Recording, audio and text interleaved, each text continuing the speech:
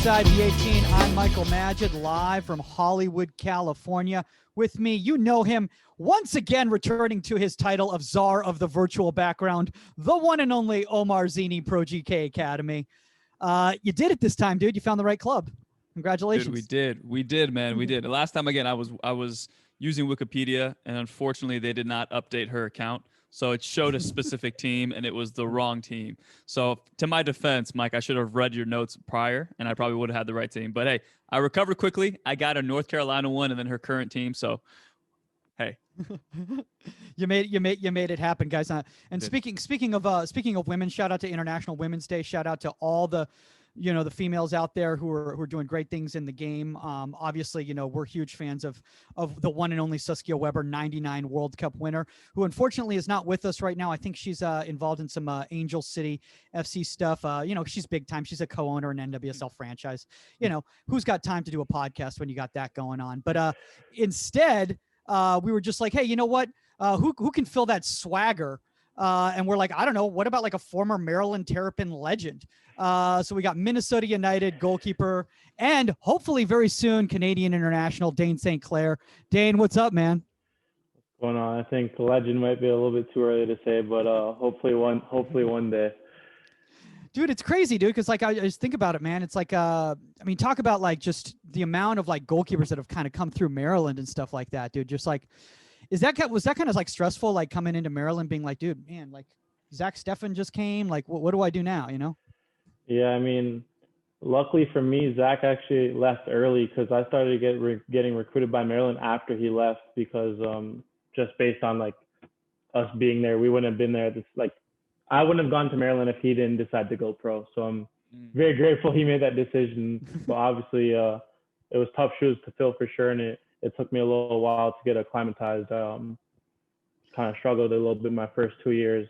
Didn't play as much as I probably would have hoped for going into it, but I'm grateful in the end because I think it was definitely a learning experience and made me develop in other ways of my game that I probably wouldn't have if I went straight into playing. Yeah, you could have just done what Omar did and go to like UC Davis. I think you start right away when you go to a Big West school. Isn't that the way it works? No, that's not how it works. All right, come on. Let me defend the Big West. We had Santa Barbara, previous national championship. But no, Dayne, for you, man, Mike and I have definitely been on you for a while. We've remembered you from Maryland winning a national title, and then obviously we met you at the draft. But question for me at least, I just wanted to know, like, obviously playing in your first Minnesota United game. And then you have the national championship with Maryland, a whole national championship run. And then, you guys have crazy, crazy fans behind your goal. So, I don't know, does anything from the national championship run up and those, crazy high pressure games where like sudden death and overtime, does that equate to anything you felt in that first game with Minnesota? I think all those things prepared me for that first game, and a lot of what went in. Unfortunately, my first game wasn't in front of fans because of COVID. So there was no fans. I wish, I should say my first MLS game was with no fans. My first game for Minnesota was against Hertha Berlin, actually. And that was definitely an experience. 20,000 people there sold out. So that was an interesting game for me and helped me develop for sure. But I think my first MLS game was a little bit weird because there wasn't that fan. So it was kind of only a pressure that I put on myself and just not wanting to let the team down. And of course, wanted to keep my spot as well. You know what I mean? Dude, without the fans, I could have done that, man. Like my men's league, we play with no fans. We're good. I could do that. I actually think it's hard to play without the fans because especially in Minnesota, we sell out every game. 20,000 people there. They're rocking. You know what I mean? Singing, chanting the whole game. So you kind of lose that atmosphere a little bit. They try to play the fake crowd noise, but nothing equates to seeing the whole thing lit up for sure. You know what I mean? Oh yeah, dude. Your guys' fans are insane. Even like shout out to like your guys' supporters group. Like they were like reposting about this, and I'm like, how do you guys find out about all this stuff, dude? They're insane, dude. They love you guys. Yeah, they're very locked in. I think even our tradition of singing Wonderwall after wins, I think is one of the best traditions in the league, and it's crazy to see how it kind of came to them from like an NASL in the locker room with the coach to where it is now, where you have the whole stadium singing and players and everything. Yeah. So let's before we kind of go into this topic, like I know there's like a lot of fans out there who might not kind of be kind of familiar with your journey and everything like that, and like you know, for some of those people out there who kind of might not be familiar of kind of like basically what happened is like essentially you were loaned out in the USL, you were playing in the USL for a couple years. Unfortunately, you know, Tyler had a situation, you know, where he was injured, and you were able to grab an opportunity, and you were able to come back to the first team. And I mean, dude, you made a run in the playoffs, dude. I mean, I really honestly thought you guys were going to the cup. I really, really did. Yeah, I think we did too. But yeah, I mean, my first year got drafted by Minnesota, of course, and we had a partnership with Forward Madison, which is about a 4-hour drive from here. So kind of going back and forth my first year. We only had 3 goalies. One of them had our backup goalie happened to get a little bit of an injury, so then I had to be back in Minnesota and was on the bench. Couldn't really go out and get games on loan, which was a little tough. And then going into my second year, the plan was actually to be on loan for the entire year in San Antonio, a little bit higher division, the USL Championship, kind of get a full year of playing for me again and kind of show that what I could do, and then go down there. Pandemic hits immediately. I don't even get to play a game. I'm in there locked down the whole time, unsure if I'm going to go to Orlando in the bubble with Minnesota, if USL is even going to have a season, if MLS was going to have a season, to be honest. Like, there was a lot of uncertainty during that period. Then MLS announced that they were going to play. And then, so the plan was for me to go, I was going to go to the bubble. And then kind of when it got closer to me about to leave, the USL announced that they're going to play. So they're like, you're going to stay here games. The original plan is kind of still intact. Was able to play 5 games there before I got called back, which I'm definitely very grateful for, because I think that was able to get me back in my mood. I think the hardest thing is, as a goalie, you can train every single day, but if you don't see those game scenarios and where you are in the box and those little slight adjustments that you can only really make in games, I think I was able to work through some of those things when I was in San Antonio. So when I came back to Minnesota, I felt like I was in close to mid-season form almost already, even though I hadn't played a single MS game yet. Dude, I love what you just said right there, because like Omar, and by the way, you know you're big time when Omar posts you on the Pro GK Academy channel. Like you know that's when you made it, when Omar's been scouring the internet for your clips. But Omar, you've talked about this. You know how many guys freak out when they either go on loan to USL Championship, or they think, oh, how am I ever going to make it in MLS if I'm playing in the lower divisions and stuff like that. But just how many guys have just, by getting their chops in the USL, once they got to MLS, as John Bushy always said, it's not about how fast you get here, it's how long you stay once you get here, Yeah, I mean, getting those game reps, getting those game minutes, and I always tell people, like, as long as you understand and you're aware of the little percentage, you're making every single game or every single moment in a game where you can, mature as a player, that experience will pay off. Just need to, obviously change to more fans, maybe. Certain MLS teams may be a little bit less inferior to like a St. Louis or teams that have, crazy fan bases. But then as you get to, faster speeds and you get players who are a little more technical, then you have to obviously adjust to that. But I think, as Dayne said, you kind of have to get your feet wet a little bit. And then as long as you're aware of the things you need to correct and you need to adjust in your game, you're going to be able to apply in those moments and in those matches. And then once you transition to the next level, then a lot of that stuff is already, the fundamentals have already been laid to foundation. And then after that, you just step up and you adjust to the speed. So I think, Dayne, you're a perfect example of that. And then, like you said, Mike, I definitely posted one of Dayne, probably, Dayne, I don't know, you know what, actually I found on my Instagram, let me pull it up real quick, what the date was. The 14th of September, there was a clip that I posted. Oh, do you have that saved, Mike? No, I don't have it. Well, actually, which one is it? Depends. It might be. No, it might be in the notes. So. No, it wasn't a save, and it probably will lead us into the transition to the episode here. But essentially, the situation happened where they were driving down the Dayne's right side, but the attacker's left side.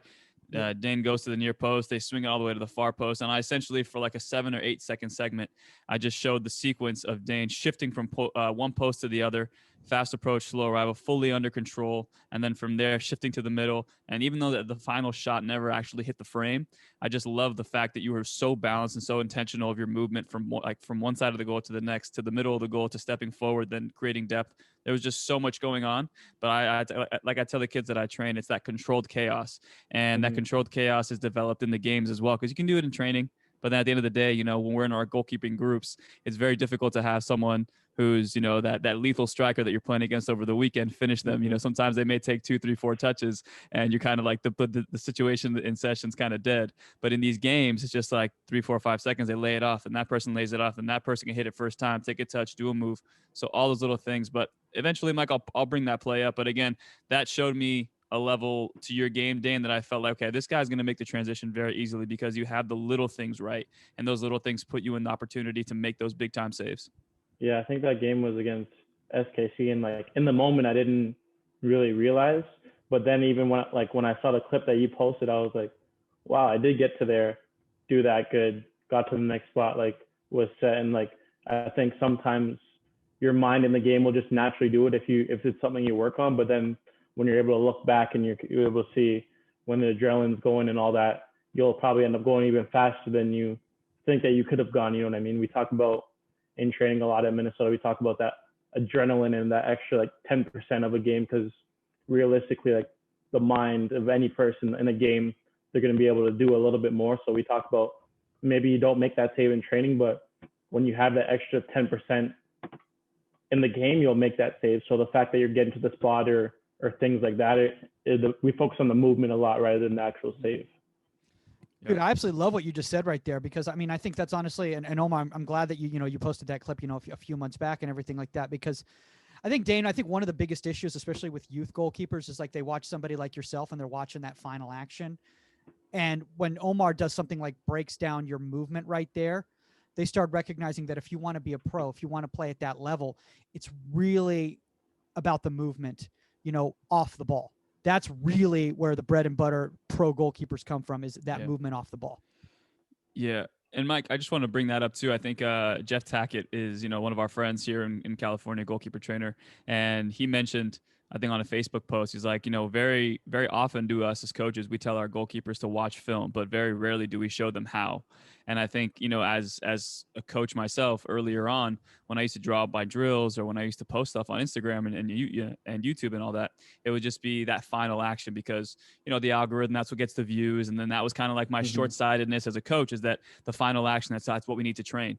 And then as I started slowly kind of zooming out a little bit, and then especially with the Dane clip, which I have here. So we'll, Mike, when we get into the topic, do you want to share yet, right I now? think Okay. we'll start breaking down the segment, and then we'll go from there. But Okay. and then I think again that illustrated when I watched Dane's clip, I watched it and I started thinking, man, like if I just only highlight for people the final action, that is just anybody can detail that, anybody can see that. But as coaches and as goalkeepers who are very mindful about our positioning, and as Dane said, I didn't even think I was moving that fast or that sharp, and then I rewatched it and I'm realizing, damn, okay, my natural instinct is very, very precise, so I need to make sure that I continue to train that and stay sharp with that.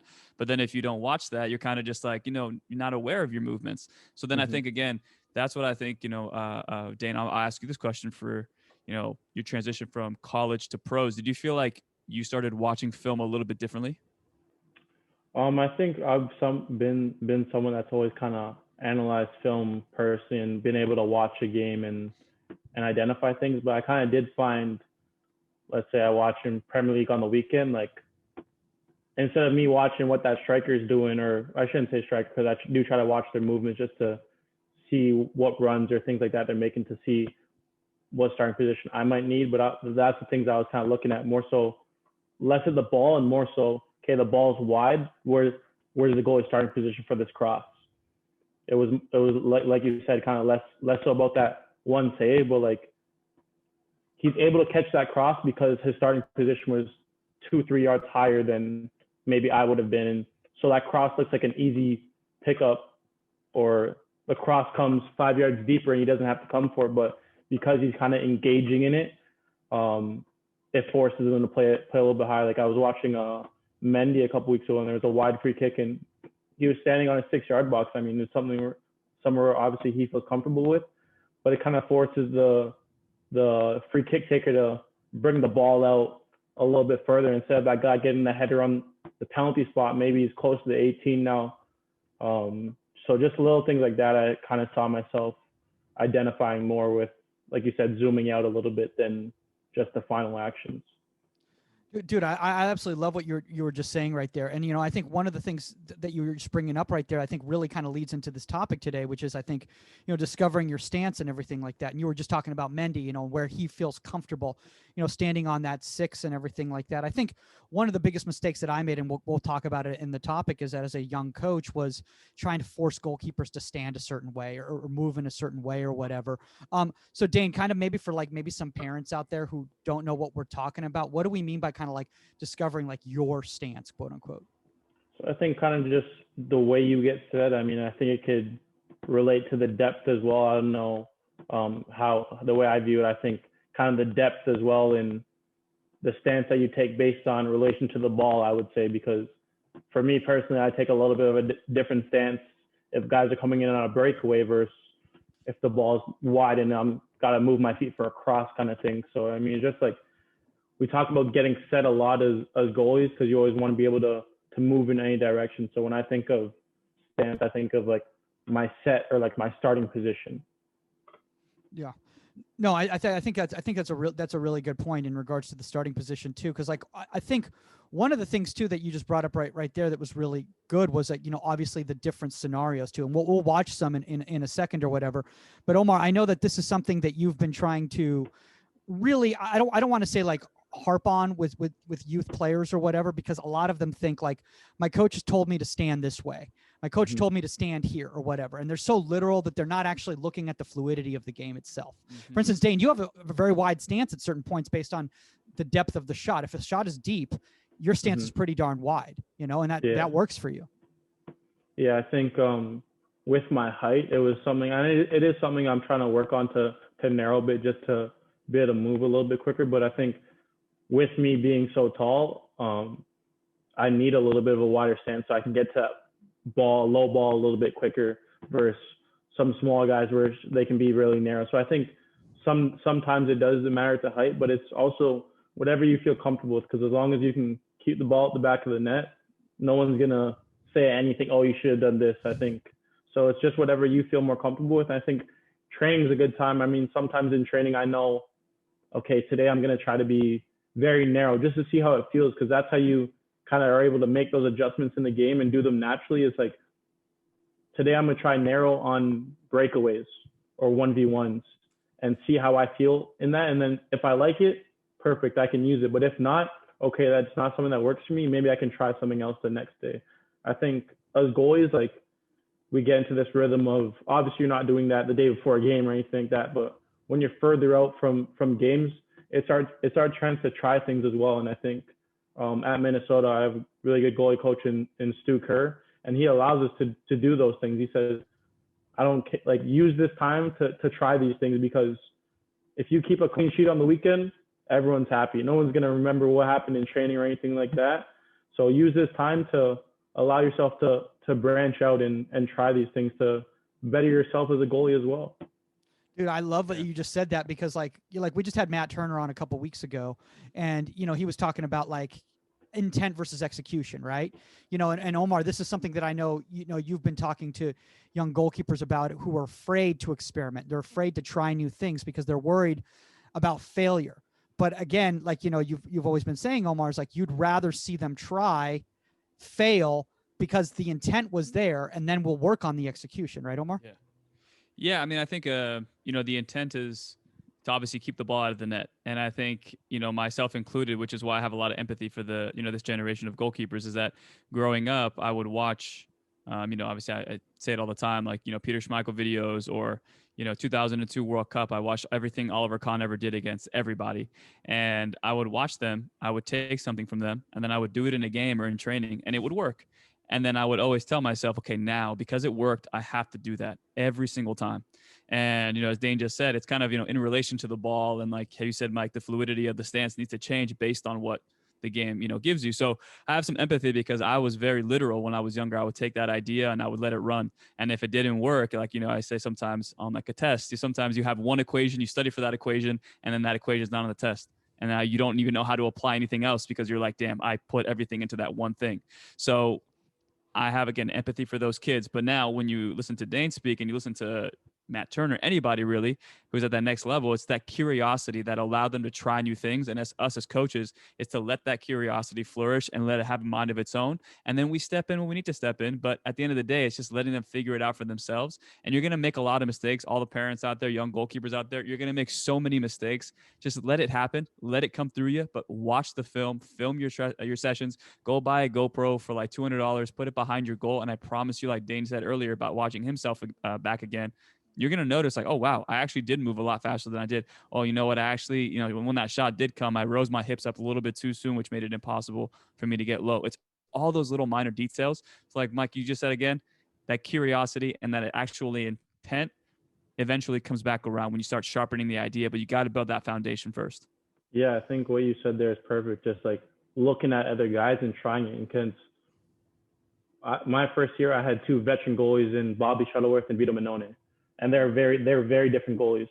So there are some things that Bobby did that I've never seen goalies do. You know what I mean? And I was like, okay, let me try it, see if it works for me. Some stuff worked for me, some stuff didn't. But until you are able to try it, and there's no one simple template. Oh, De Gea is in the Premier League and this is what he does, so I have to do this to make it to the Premier League. Because if you could go through all the goalies and they're all going to have different styles and things like that. So I think just because something works for someone doesn't mean it's right for you as well, which I think was something I was able to learn a lot, especially when I came here. Like, and even when I was younger, my coaches growing up were saying, be yourself. You know what I mean? There's going to be certain aspects of your game that some people are going to call unorthodox. Like for me, sometimes I have problems switching over my hands, so I'll go really low and catch the ball low and kind of in that crouch position. But it's something I feel safe with, the ball secured. So like it's something my goalie coach here, like, yes, maybe people would say it's wrong, but it's something that works for me and it's something I feel comfortable with. So he's not going to try to take it out my game.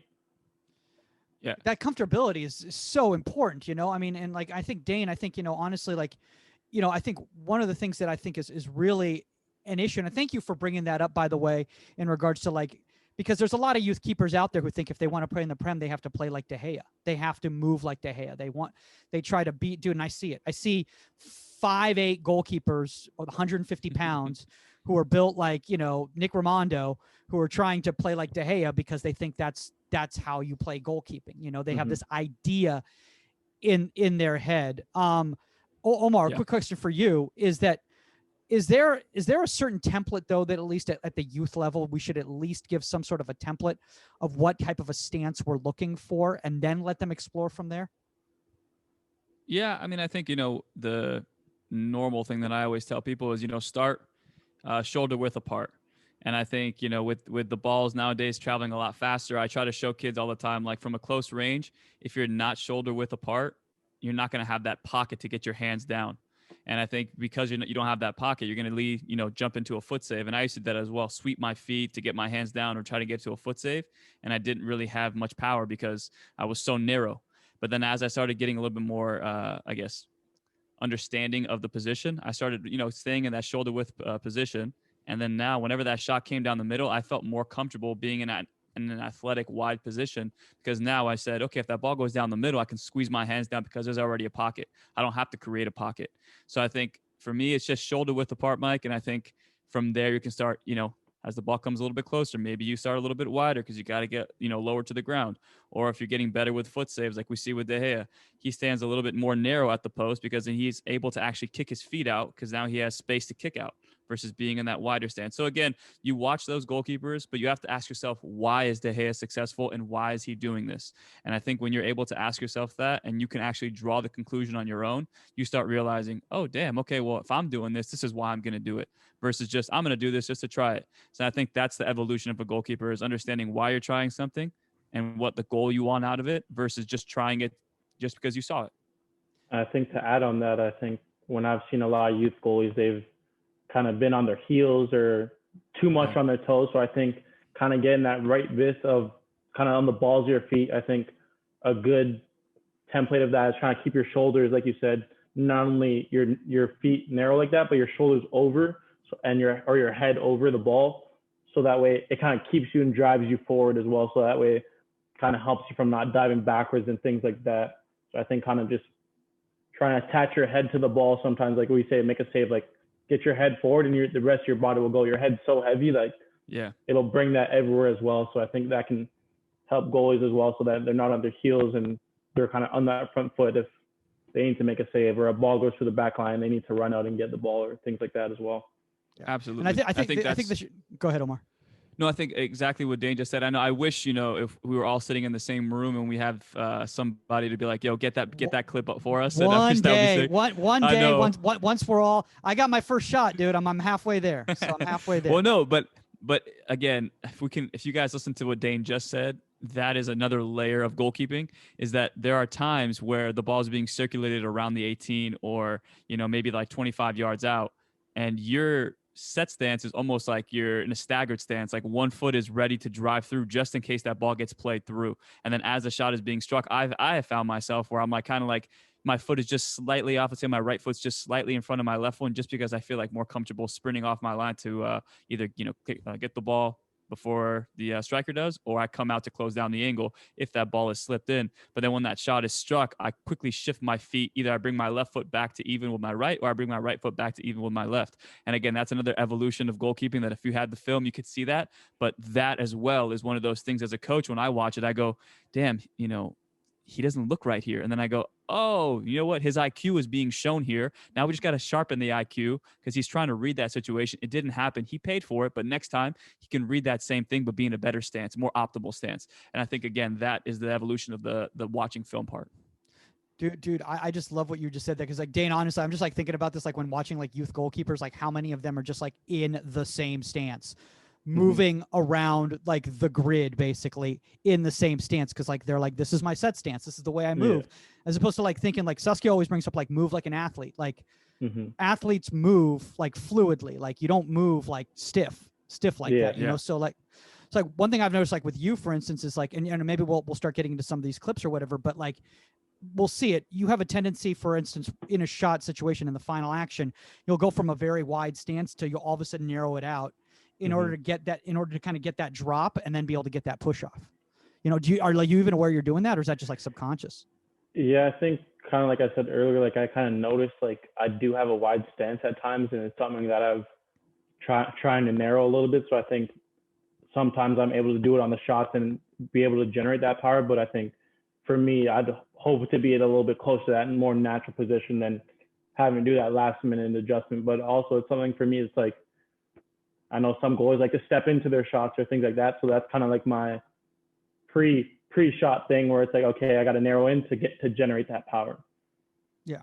Let's do this actually. Let's actually bring up some of these clips right here. Hold on one second. Let me pull this up right here. Can everybody see that right there? Yes. All right, so this is in the 86th minute. This is against, obviously against Colorado. Good result for you guys for sure. Basically, if you guys watch right here, watch what Dane was talking about in regards to very, very wide stance as that ball is served. It's a dangerous ball that comes inside. Who's that? Who gets on that ball right there, Dane?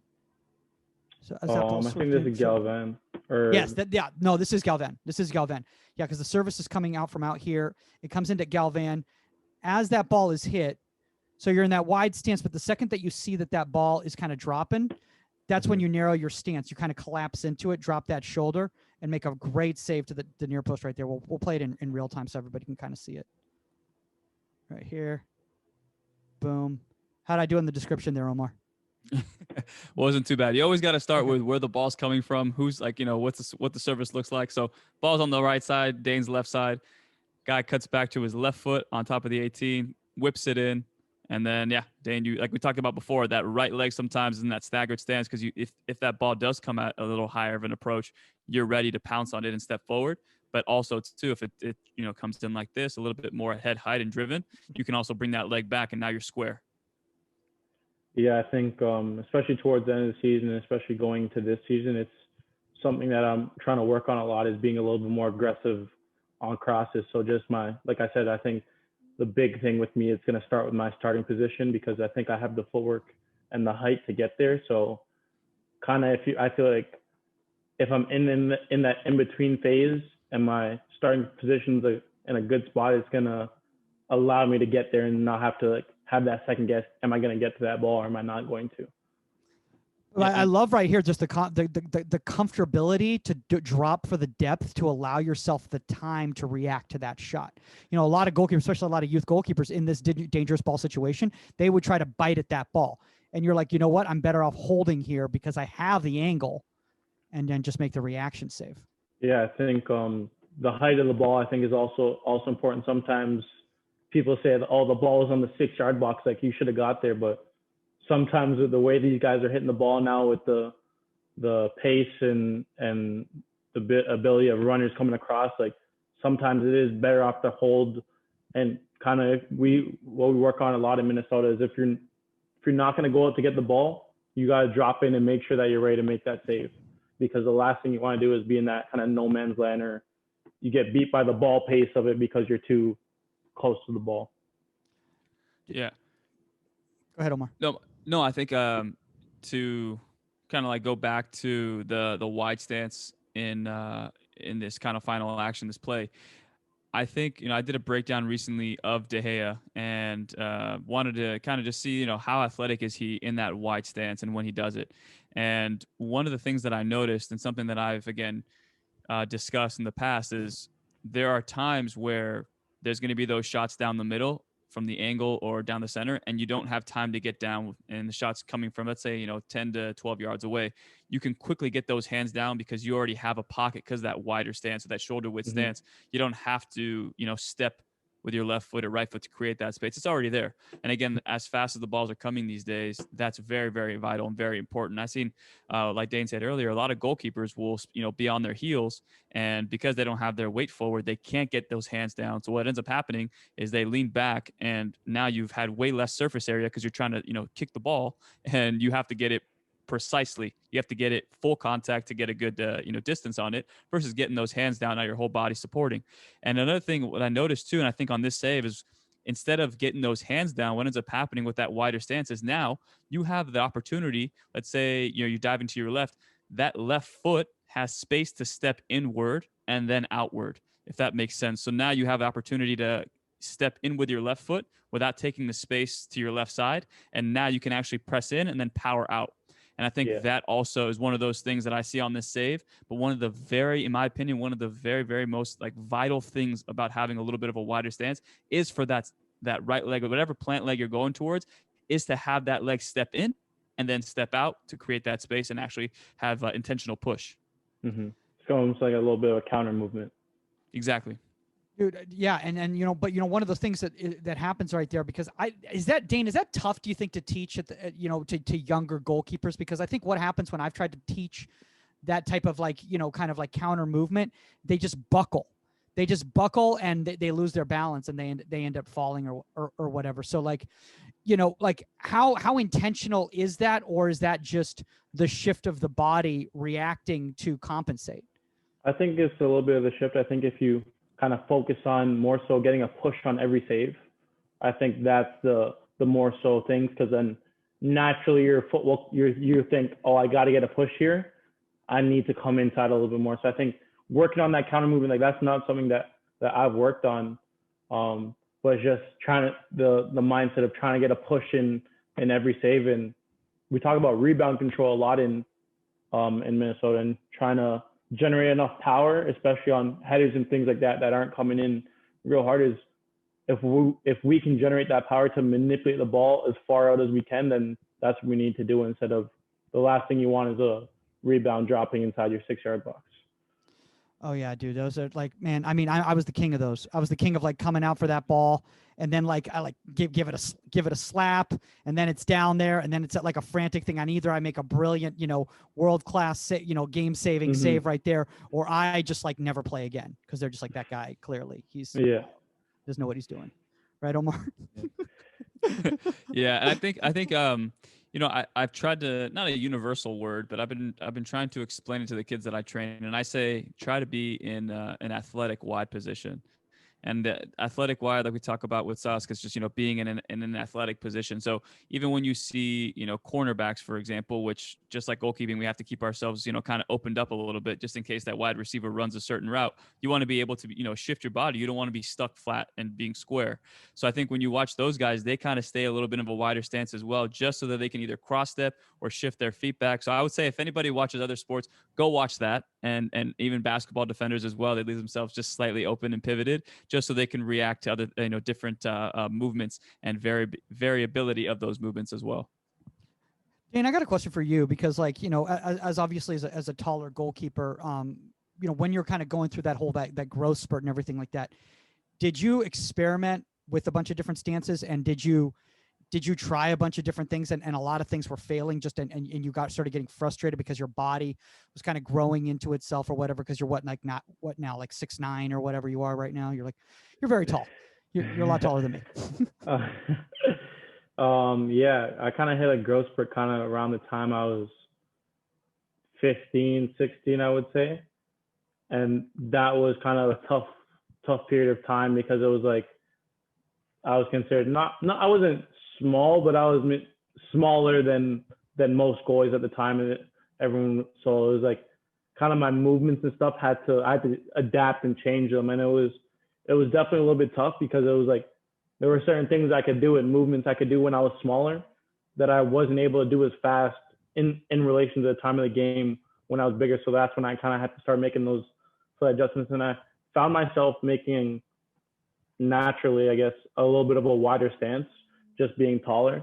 And it was something like I kind of did get frustrated about, because I was very narrow before because of my size. But I think as I was able to, as I grew, kind of went into that wider stance a little bit. So, but like you said, it's about playing with the different stances and seeing what works for you, because just because a guy is 6'4" or 6'5" or 6'6", like, doesn't mean he has to have a wider stance. I think at the end of the day, goalkeeping is whatever works for you kind of thing, because what works for me might not work for other guys, and vice versa. Of course, you can look at what these other players are doing and trying them out, but you have to be willing with the mindset. You can't be dead stuck on, this guy's my size, he has to do what I want to. I mean, growing up, I loved watching Casillas, and Casillas is only 6'2", so some of the movements that he would do didn't apply to what I was able to do in my game as well. By the way, you know how depressing it was for me? Like, I was 5'9", and I thought Casillas was like closer to my height. And I'm like, oh, he's like a shorter goalkeeper. I was like, he's a brilliant guy. See, you can do it when you're like, when I found out he's like 6'1", 6'2", I was like, oh man, I thought I had one guy. I thought I had a guy. Omar, what do we have here? Just again, this is, I mean, I did a full breakdown, then I can send this to you, but I did what De Gea does in that wide stance. Sometimes in this situation, he'll start wide, and then because that pocket's already open on higher shots, he's able to step in with his right foot. So watch, you'll see here. He'll step into that space. So then now he can push out. Mm-hmm. But I think that for me, when you see that kind of thing, is like, that is why I value, in my opinion, that wide stance. So he gets his feet set as a shot comes, and then he steps in because that space is created, and then he pushes out. And I would show other clips, because I don't want this the stream to get taken down on Facebook, Mike. But there are opportunities where that ball does come across. Hold on, let me see if I can pull it up real fast. Here, okay. So look, as a shot is coming, because he's a little bit wider now, he gets that left foot down, and then he'll sweep it because it's a closer shot, and the ball, he needs to create space, and he gets that hand down. So there's different. That's that counter. That's that counter movement you're talking. We've been talking about, right? Right there. Exactly. That sweep right there. Hold on. This is one that I like. Is it one you like because Everton's up 1-0 or what? No, just you can't see it here. But again, that low ball, he's in a wide stance, and to create that space, he jumps and then he gets that left leg out of the way so he can get his arm down. So again, it's sometimes when you have more time, you can probably step in and you can attack in the air. And there's other times where you jump wide, and as that shot comes, you have to sweep that left leg out of the way to get that arm down. So I think there's different ways to do it. And then I have another clip as well where he makes a foot save, where he jumps wide, and then from there he's able to actually get his feet out from underneath him. But like Dane said, just because somebody does it doesn't mean it's going to work for you, and just because it doesn't work for you doesn't mean it doesn't work for somebody else. So you have to be, like you said, Mike, earlier, more fluid in that stance and try different things. And the more you try them, the more opportunity you have to try as coaches to let them do that. Then you start figuring out, okay, in this situation I can do this situation I can do that, and without thinking about it, it just happens automatically. Yeah, I think one thing, if kids are trying that little kick out, they got to be careful with it, because if you look at that clip closely, he's actually still generating power off his right leg. Yes. So it's not like you're just falling on the ground. I think that's what I've seen with some goalies. They just kind of fall there, but you still want to generate that push. He's just using the push from his right leg to generate that power. So I think that's something to really tune in if you're going to attempt to try that one, which I think is definitely a tricky one. It is. Yeah, that sweep is definitely one of those situations where you just kind of go, all right, you know what? I got to make sure I create my space, have my spatial awareness so I can drive that arm down. And that's a really good point, though, is that sometimes you need to drive and generate power from the opposite leg. And it doesn't mean that it's not as strong. It's more so just now you're pushing while that left leg is coming. You're almost stabilizing yourself with that right leg to give your hand power as you slide it back out. But Omar and Dane, before we kind of move on to this other thing, I kind of want to make sure there's a lot of young coaches out there, don't put the cart before the horse, because I made the mistake of, I tried to do a sweeping session like this with some youth keepers, not that long back. And I was like, oh man, they just don't have basic movement down first. And now I'm trying to incorporate this into it. Like, all I'm doing is confusing how they should be moving that thing, through and through. Wait, what do we got here? Is this a Dane? This was the clip, that I posted a while back. And again, when and for me at least, the only way you're able to do a lot of what Dane is doing here is that I tell kids all the time, like, you need to live in the position where your legs have adjusted to the muscle memory of going 100 miles an hour for however long that play is. So you do wall sits or whatever it is, but your mentality should be from, let's say, the first second to the 10th second, however long that play lasts, you are going as fast as you can and in that short position, in a little lower position, because again, you have to account for through balls, you have to account for a low ball, you have to account for a kick save or a high ball to the post, all that. So I think here, if you watch it, Mike, just adjusting quick, good, calm. Okay. Doesn't happen. Only 99,000 views, Omar. What happened there?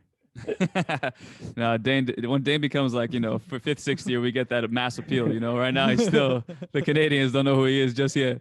No, so here, look, again, just watch him the entire time. It's just like, how sometimes you hear like the Beethoven music and like it's like the symphony going on in the back. For us goalkeepers, this is that kind of symphony when you're just watching, you just go like, it's music, like it's just beautiful. It's just nice and calm, and it's controlled chaos. And again, look at his legs.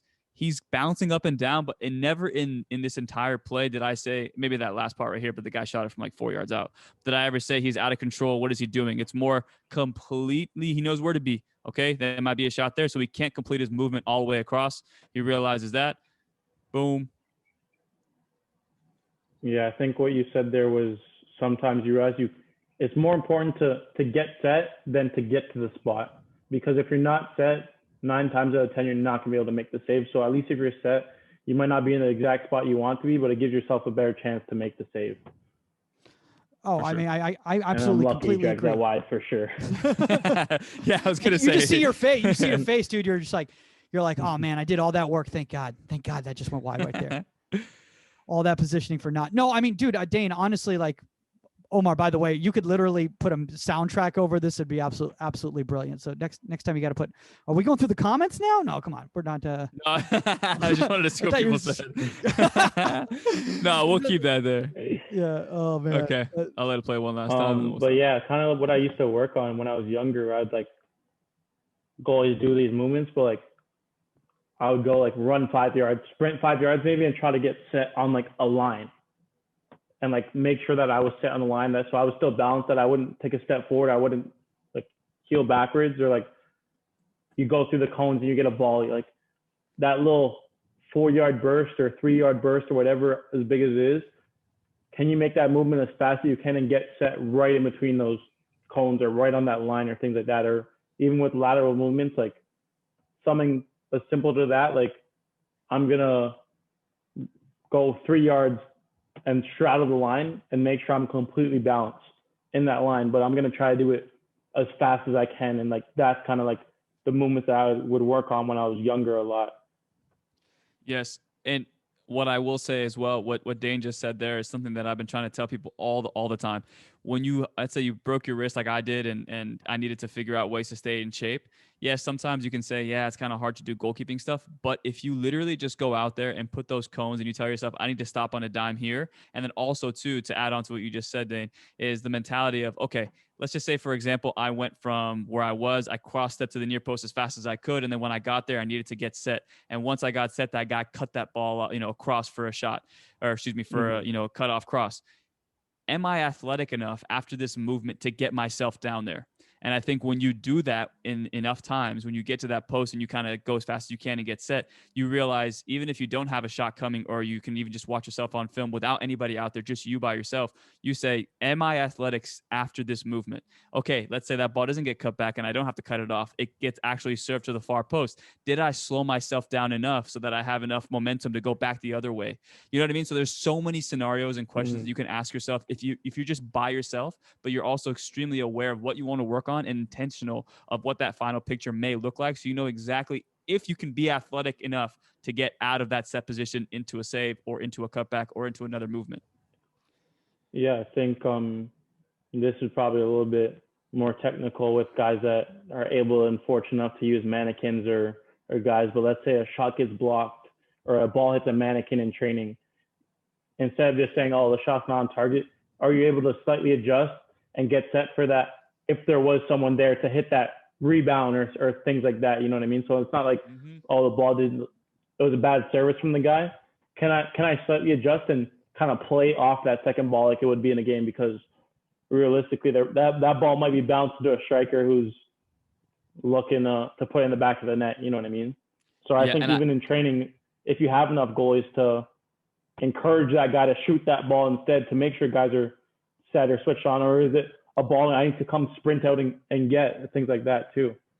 I think, Mike, just to add on to that, I think I'm sure anybody who's a goalkeeper, and I'm sure people who are listening to this, I think we've all been in those situations. Wait, did you just ask if anybody's a goalkeeper who's listening to this? No, I just wanted to get some sympathy, or like at least some snaps on this, because there have been so many times where there has been like a play that goes into the wide service, and then they cut it back, and as they cut it back, the guy whips it into the far post. And I've had it so many times where I'm like sprinting across my goal, and luckily the striker in the Big West, not the most technical guys, we're not the ACC, those kind of guys, but this guy comes far post, headers it out of bounds, or kicks it wide, and I'm telling myself, I'm like exhaling, going, oh my God, thank God he did not get that on frame, because I was not set. There's no way I would have been able to actually get my feet into the ground. But then because of how many times, it didn't happen all the time, so don't get it twisted. It didn't happen all the time. It happened every once in a while. But I remember I would think to myself, like, even though that didn't get put on frame and it didn't, lead to a scoring opportunity, I at least understand now, and I can learn from the fact that I was very much aware that I was not going to be able to make a save because my final set position was sprinting to get to a spot versus getting to a general area and then getting my feet set.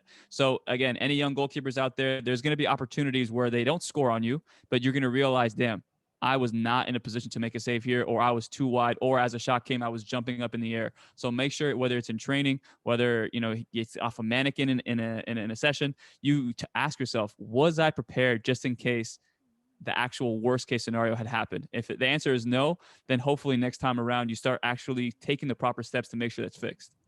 Dude, Omar, I love what you just said right there, because like Dane, like I was just like thinking a bit about this right now as Omar was saying that. It's like, dude, how many kids it's like it's all about like they're thinking of like getting to a spot is getting to a cone. So they're just like they move such a specific area that they're not really thinking of the scenario. They're not really moving with the game. They're moving to like literally a specific spot. So a lot of times they're out of position because they're trying to get to that spot as opposed to trying to get into space and react to the shot. Yeah, I actually kind of have a clip from my college days. So, dude, let's do it. Yeah, you got it. Let's make it happen, disabled. No, dude, I'm making you a look at that, dude. You're big time now. You're a co-host. How does this work? Let's see. Share screen. Yeah. Yeah. Okay, share. My first time doing this. Nah, dude, you're doing good. Right. So this was not this play, but All right. this next one coming up here. So it was like kind of bounced around, kind of got set there, and then just having to come out all the way, which maybe isn't the right thing, but just like in that scenario, just getting set on kind of each ball, and the ball just following the ball in the natural trajectory for me to get there, you know. Dude, but Omar, but you just missed it because while you were gone right there. But Dayne just shared just a brilliant, absolutely brilliant save from his college days. Yeah. Sorry, I drank too much water. No worries. not this one, but dude, have you seen that jug of water that he's got? Look at that thing. What are you, a bodybuilder? So yeah, I mean, just unfortunate bounce from my defender. Kind of gets set on that ball's bouncing out, and I just kind of decide to follow it all the way out. Which is important. It's just get body behind it. Just get body behind it, and then second ball chase, and just make sure that you keep it out of the net, dude. I think that's that's so important. Go ahead, Omar. That again, guys. When it comes to the block save, I know we haven't talked about it in a long time, Mike, but when you watch that play, there's a reason why the block save works. One, it's distance, and two, because you got as quickly as far as you can get out, and then you realize from there, I just got to make myself as big as possible. So again, like when somebody like myself, when I was younger watching that, I would say, okay, anytime there's like a scuffle in the box, I'm just going to come out and do, a spread save without understanding why. But now I realize that, and I'm just like, okay, well, he had probably like 2 seconds to get to his spot. He realized, okay, maybe take 1 second instead of the full 2 to get to my spot, that 1 second. And then from there, I can make myself as big as possible. So it's just a small things to give yourself even like 2-3% better chance to make the save, which I think you did a great job there. Yeah, I mean, dude, you just brought up a really good point right there. Like, I had a parent, and I don't want to call anybody out or whatever, but I had a parent who had called me up, and they're like, yeah, with my 11s, like I'd like to do a block session with you. Like, and first off, I'm trying to steer clear, Dayne. I'm trying to steer clear of running sessions that are based on a action as the topic of the session, as opposed to more scenarios. I'm really, really trying to do more scenario-based training sessions. I think that's the direction that goalkeeper coaching is going.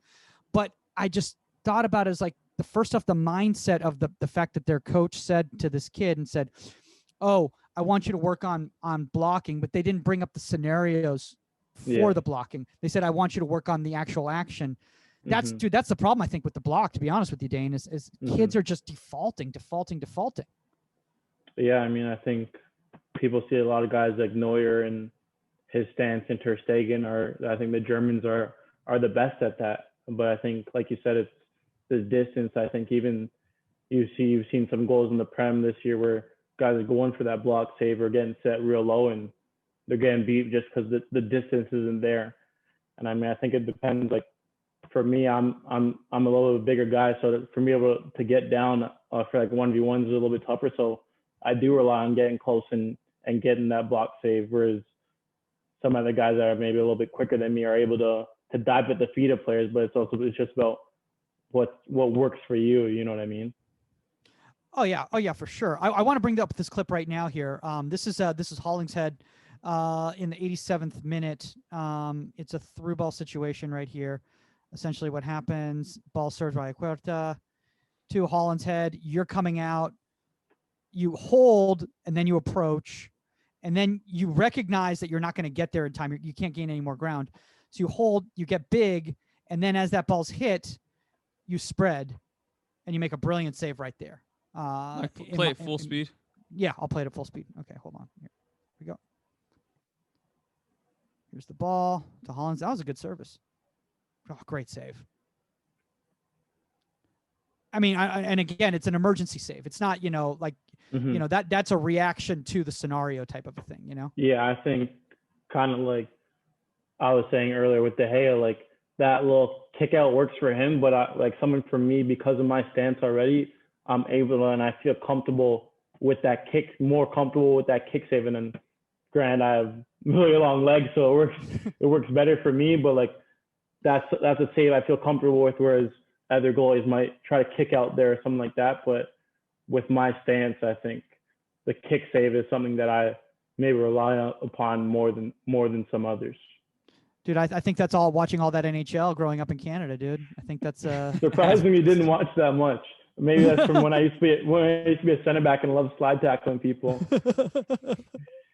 Mike, I mean, yeah. I want to show this clip of Casper Schmeichel that I have saved, but do you think I'd be okay with it? I think, does the Facebook feed need to be up all the time, or can we take a chance? I mean, how recent is this? How recent is this clip, dude?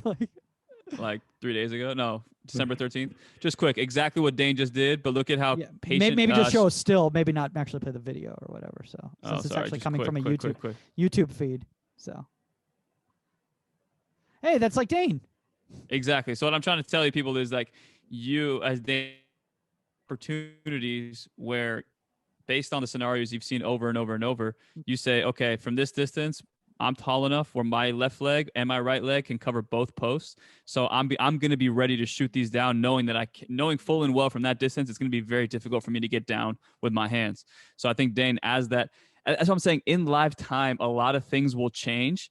And if you could just almost imagine like there's a list of 10 things, and as the play develops, things slowly get knocked off that list. And I think when this one here, like the last two things on that list are probably just like, okay, foot save and then, spread save. And I think you said, it's the last thing on the list as the play developed, you came and you were just like, well, I got this covered. I can't get down with my hands. So here we go. And then as that shot came, it wasn't a surprise. And I think that if you're watching that, understand that when you watch these guys like Dane in that specific scenario, it is deliberate. It is intentional. It's not a lucky save. You had both your legs ready to shoot out in those small 2 or 3 yard windows or 2 or 3 feet windows to your left and to your right. And I think right there, again, you were ready to pounce out that left leg and extend it out. So I think that's a brilliant save. But again, it's intentional. Watch it. Yeah. It's intentional. Was it? Or am I off?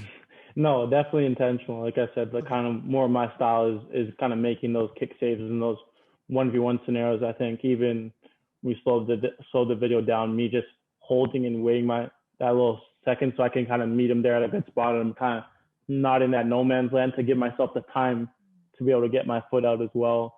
And like I said, moving forward, sometimes for me, taking a little slight step forward allows me to keep my body weight going forward as well. So just, it was something I was actually talking to Fred Emmings today about, our 17-year-old goalie here. Just sometimes even when people struggle with getting set too long and then they go into a wider stance, maybe I'm going to get there a split second later, just so I eliminate myself the mindset of I'll leave my starting stance. You know what I mean? So just getting there a half second later and okay, now I'm in the perfect spot and I'm not double thinking or taking a half step wider or things like that. Exactly. It's like what you're comfortable with. That's yeah. And dude, and Dane, you know how I can tell that that was intentional, as opposed to a lot of kids out there, and obviously you're not a kid, but a lot of younger goalkeepers out there, you weren't moving. That was an intentional shift of the body, because I saw you were in that set space. As that ball's hit, that's when you kicked out. I think a lot of young goalkeepers, they see that and they just run out at the ball and then throw their leg out, thinking that's the same movement, Exactly. And I think with that movement too, it's very important to keep your body and your arms over the ball in case the ball does go high as well. Because the last thing you want is your shoulder drop back a little bit and the ball goes right over your shoulder. You got to make sure your kind of arms are kind of ahead of you as well to give yourself a chance if the ball goes higher as well. And that honestly, guys, I think that all comes back to our conversation earlier about just making sure for me at least, it's just your head steady. If your head is steady, and I say this all the time, I do this thing with kids where I say, put your arm out. I'm going to try and push you back, but keep your eyes facing forward. And they do that, and I can push their arm. And then I say, now actually, keep your eyes and your head locked on your arm. You'll realize how much stronger every part of your body is when your head is supporting and your eyes are supporting. So I think that is the biggest thing. And I think, again, here, like you said, Mike, it's that set position. And then complementing what Dane said is keeping yourself in a position where those hands, just in case they go up in this position, maybe not as likely a probability. But if it does, my head is in a position where I can support my hands. Omar, were you at Van Nuys Sherman Oaks Park last Friday when I was running the session with this 11-year-old? Because it sounds very similar to the coaching points that I was Did you say that? You were just in the back. You're like taking notes. You're like, oh, that's good. I think I'm going to say that on the podcast. Oh, no, I did not say that. Oh man. A couple things that I was actually just thinking about, Dane, and somebody just brought up in the comment section right here. They were asking in regards to stances coming from the futsal environment. Did you play any futsal at all by any chance? not necessarily futsal, but definitely growing up in Toronto, we definitely had to play in indoor smaller spaces, but it was more so like 77 turf fields, smaller nets. So not necessarily futsal, but like, you know, those little 5v5 like around. So I think maybe that a little bit, but not straight up futsal. No. Yeah, because I think this person was just trying to say, like, you know, I think that a lot of movements that in a short range situations that a lot of goalkeepers develop is because they do play a lot of small sided or indoor type scenarios. And I've recognized, Omar, I don't know how you feel about this, but a lot of goalkeepers that grew up in like you know, in environments where they're able to play year round outdoors don't develop those close range reflex skills as much as the ones that like grow up in, like, let's say Minnesota or Ontario or wherever, where, you know, you can't be out 24/7, you know, out on the field. That's an interesting take. I never really even thought about that, but yeah, I mean, kind of we're forced to play in those small sizes. You try to get any little turf space or indoor space that you can get when it's negative degrees outside, you know what I mean? So that's never really something I thought about, but yeah, that's definitely. I want to bring up this save right here. I'm going to go. This is the 33rd minute. This is against Houston. I think it might have been back in September or whatever. I think it's Minota's. It's a right-footed shot from outside the box into the top left corner. So let me pull that guy up for everyone to see. Oh, here we go. Okay, hold on a second here. Nobody can see this because I haven't shared the screen. All right, there we go. But I did set it up, Omar, so everybody knows what I'm talking about. Okay, so we'll do it in real time. Here's the ball played. Boom, great save right there, right off the post right there. I want everyone to see this as the shot's hit right here. So you're a little bit out of position right there, but as the ball is hit, so you lose a little bit of sight of the ball. But as that ball's hit, I see that shift of your body recognizing, oh, I found the ball again. And as that ball is hit, now here's that buckle that you were talking about with the knee in order to create push off. You see the rise of the ball going to the top corner, and you get just enough of a piece on that ball to play it away like that. Professor Omar, any thoughts here? Again, if I was to break this down from a holistic approach now, I'm thinking he's out of position because just in case Dayne has to react to that that ball that slipped into the right midfielder right here, that could potentially turn into a cutback situation. In my opinion, I think you overshifted thinking that if he does play that, you're going to be able to get to that post a lot quicker and more efficiently. So it's kind of like got to play the percentages. And I think, again, you made up for it because you were able to get back across. Yeah, I think I'm definitely a little bit too close to my near post here. And I mean, luckily enough that I'm long enough that in most scenarios that I am a little bit out of position, I can make up for it with my length. But I think, yeah, looking back at it, you definitely want to be a little bit closer to the middle of the goal. And I think, like you said, the push off was important here. I mean, I think looking back at it, the decision to go with two hands, I didn't realize how much the ball was rising. But of course, if you can get two hands on any ball and out of the danger zone, I think definitely get a little help from the crossbar here, which helped me a lot last season, and hopefully it'll help me again this year if called upon. But yeah, like you said, just sometimes I think it's a good example too, because sometimes you're going to be out of position, and that's natural. But to be able to still make the save and keep the ball back in the net, because I think sometimes we work on like perfection, but sometimes it's just going to come down to the athletic ability or the will or just the fortune of being able to still make that save, you know what I mean? So I think, of course, you can look back at it and say, I want to be here, but you want to be comfortable enough that if you're a little bit off your starting position, can I still make that save? You don't want to have to rely on only being in the right spot to like you said, I think, like we were talking a little bit about earlier on the show, is kind of when guys are able to make these movements earlier, that save probably could have looked a little bit and been a little bit easier for me if I was in a better spot and doing the stuff that led up to the execution of it. But because it wasn't perfect, I had to do something maybe a little bit extraordinary to make that save. But I do want to say this, and you know, Dayne, honestly, thanks for being open and honest in regards to breaking down that play, dude. I mean, I always, I tell you what, man, I mean, every time we have pros on, everyone's like willing to be like just so humble about their plays and break them down. And they're usually more negative than we are. So, you know, I think that's the reason why you guys are pros. And I'm holding a microphone is for that reason. But I will want to say this, playing devil's advocate, is that there was that cutback scenario like Omar was talking about. Like there was that dude hanging out in the corner right there. And you did have to, yes, you had a player there supporting you right there, but there was still a very good chance that that ball could be played there. So your shift across to the near post, I mean, that's very, very reasonable. What I do want to say, though, is the fact that you were able to recover from that and still be able to make the play, I think is absolutely brilliant, because you said you went with two hands because you didn't realize how much that ball was moving or whatever. But the fact that you still shifted, and like Omar was talking about, the head shape still attacking the ball, that's why you still got a little bit on it. And that's why you're able to get it off the post. Yeah, no, for sure. I think kind of like you said earlier, reading the scenarios, but I think also not only the scenarios, but the people. I think when you get to a higher level and you start to know more people, you know, Manotas is a quality striker. He's going to shoot more than he's going to pass probably. So in a scenario like that, even though the pass might be on, you probably got to play the shot a little bit more than some other guys that, you know, are kind of pass first guys. So of course you got to be prepared for everything, but it's not only being prepared for the options, but also knowing the opponent as well. I think it's important. Yeah. Omar, anything to add?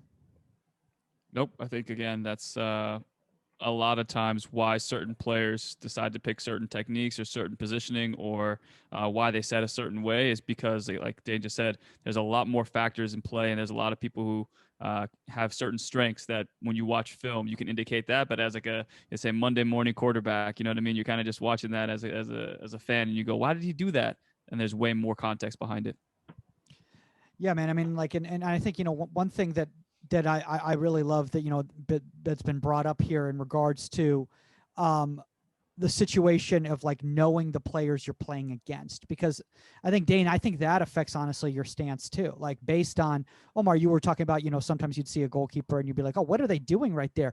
But again, you're not them. You haven't done the scouting on this player. You haven't recognized the tendencies of this player, or maybe you have. I don't know. I know you spend a lot of time online watching a tape, but Dane probably watches even more tape of Manotas. So you go, I've got to err on the side of caution here more so than this. You got to look at, like, you know, pick your poison basically, right, Dane?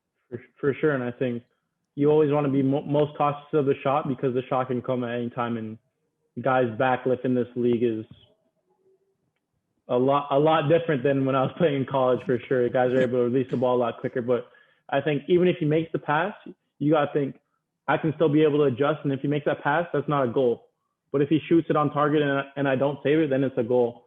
So of course you want to be able to cut out that pass. But if you can't cut out that pass, you're thinking he still needs to do another action in order to get the ball past me.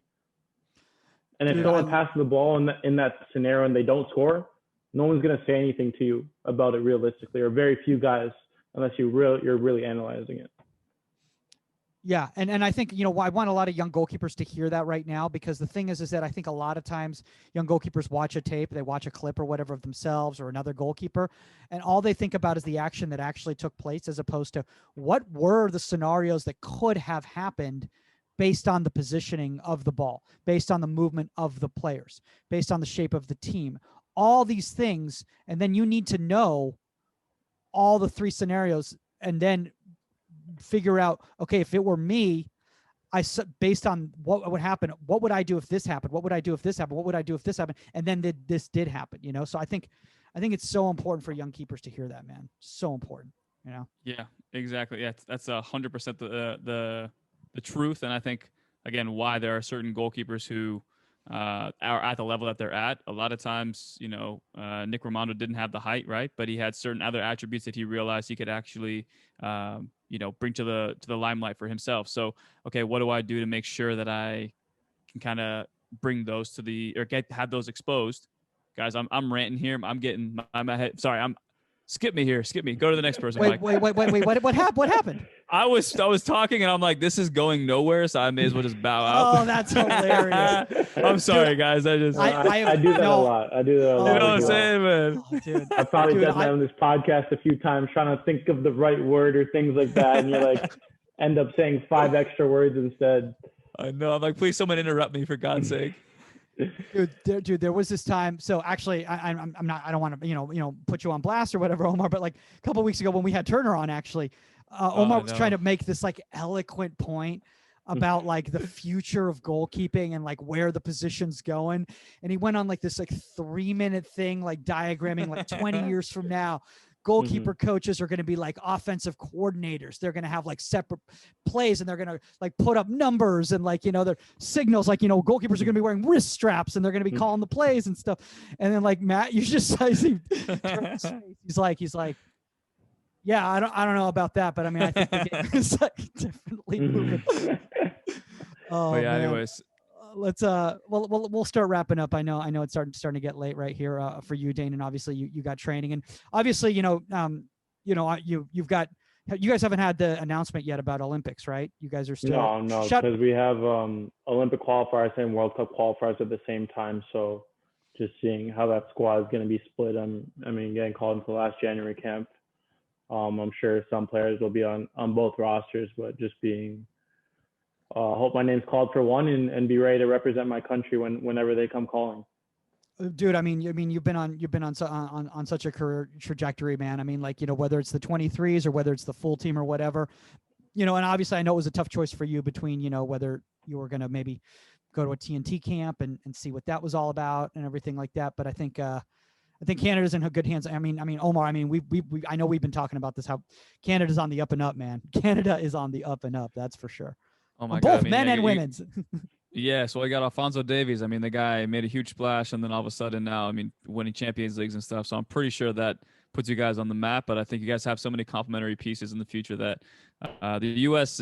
we're going to be, CONCACAF's going to be tough.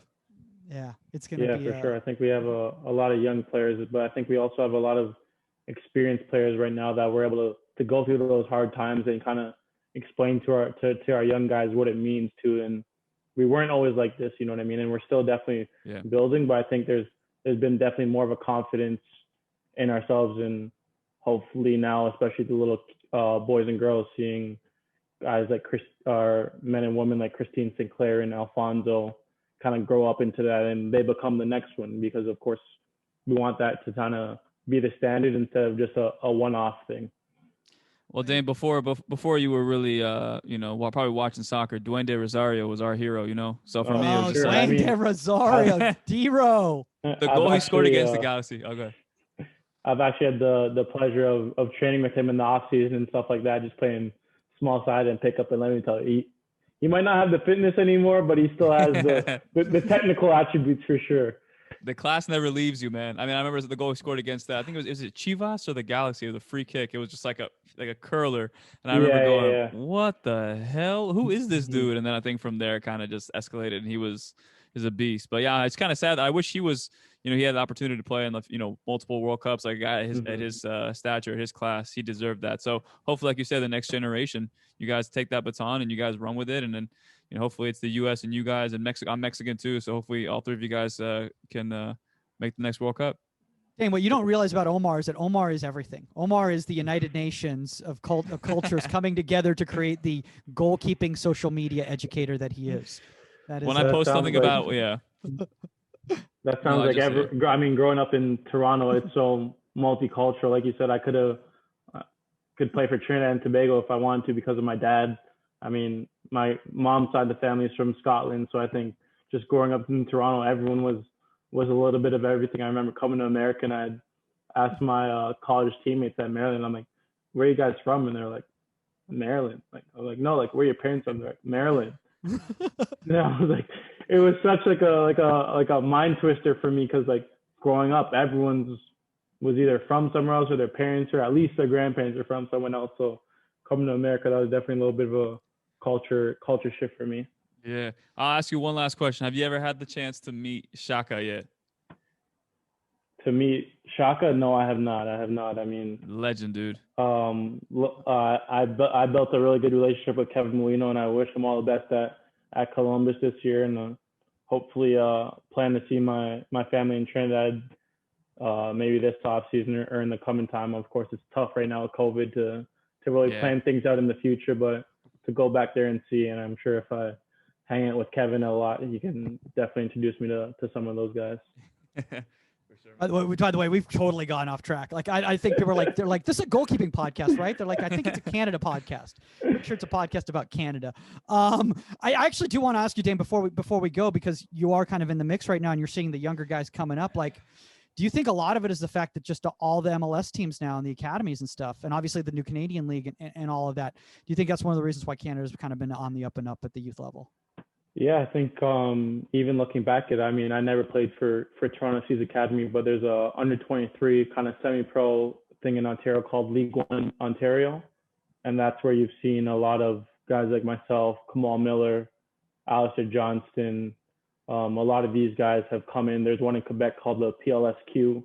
So I think kind of these semi-pro leagues where when we were 16 and 17, we were able to play with these older college guys or guys in the Canadian system, and we were able to kind of grow up a little bit more so that when we transitioned to college soccer, we'd come home for the summer, we had somewhere to play. And I think 12 guys, I think, from our 50-man provisional roster played in League One Ontario, and that's just guys in Ontario as well. So I'm sure if you broke down that 50 of which guys actually were from Ontario, a lot of us played in this league. But I think, like you said, the CPL, I think, is going to expand and hopefully do great things for things coming up. But unfortunately, I missed that a little bit.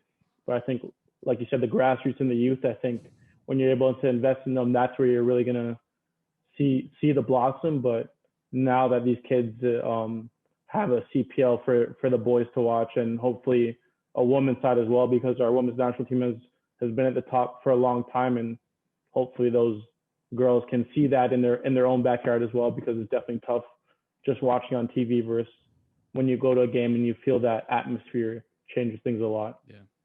I mean, well, dude, I mean, we've been Canada fans, you know, here for the last couple of years. Obviously, we've been following yourself right here. You know, Kaylin Sheridan, you know, obviously is a good friend of the show and everything on the women's side. Dane, if anybody out there, if they want to follow you on social media, where's the best place for them to connect with you? Yeah, on everything it's Saint C17, SAINT, the letter C, and then 17.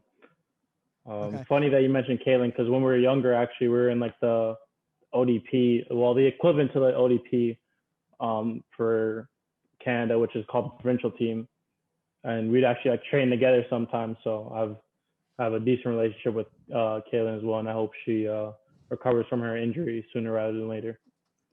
Dude, she's on the mend. We already saw her. She was at TKI with Jill and Maria, and little Levi was laughing hysterically when the headers were coming right at her hands. So Omar, did you see that video?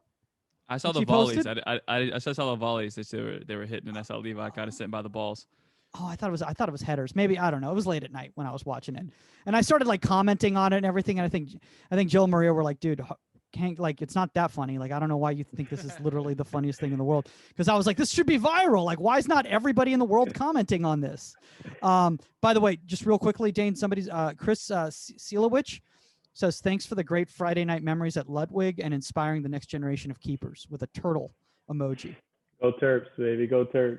Oh, that's what that is. Oh my God. Yeah, Ludwig was our stadium at Maryland. So oh my God, Friday nights were definitely big nights. I mean, sold out crowds. Unfortunately, the crew is not rocking there right now, but got their first win yesterday or a couple of days ago. So hopefully they're able to build upon that. Dude, I'm just glad we didn't do that when Vartugian was on, you know, former Maryland goalkeeper coach Rob Vartugian, because like he would have been like, you don't know what Ludwig is? I'm going off this podcast right now. Obviously, guys, you can follow Omar Zeenni at Pro GK Academy _. If you have any copyright infringement lawyers that you know that would like to go after the show, send them to Pro GK Academy at Gmail. No, I'm sorry. Totally kidding right there. Contact at insidethe18media.com if you have a guest suggestion or a topic suggestion, or at Goalkeeper Podcast on all social media platforms. That's all the time on Inside the 18, and we are out. Later, guys. Yeah!